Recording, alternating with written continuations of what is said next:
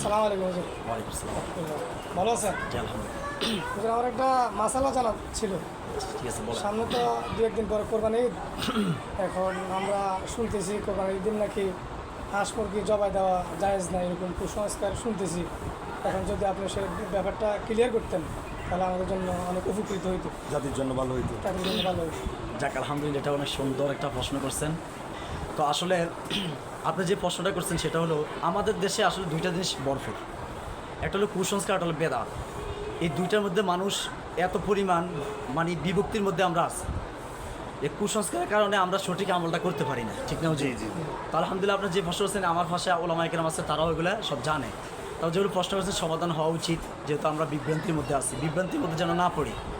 তো সারমূল কথা হইল, সকল ফকিদের মতে, আবার সবার মতে, কোরবানির দিন অর্থাৎ ঈদুল আজহার দিন যে কয়দিন কোরবানি করা যায়, কোরবানির দিন যে কোরবানি দিবে বা দিবে না, উভয় পক্ষে হাঁস এবং মোরগ খাওয়ার জন্য জবাই করতে পারবে, এতে কোনো সন্দেহ নাই, কোনো সমস্যা নেই, অবশ্যই দিতে পারবে। আল্লাহ আমাদের বোঝার তৌফিক দেন করবে। যাক। তবে এখানে একটা কথা আছে।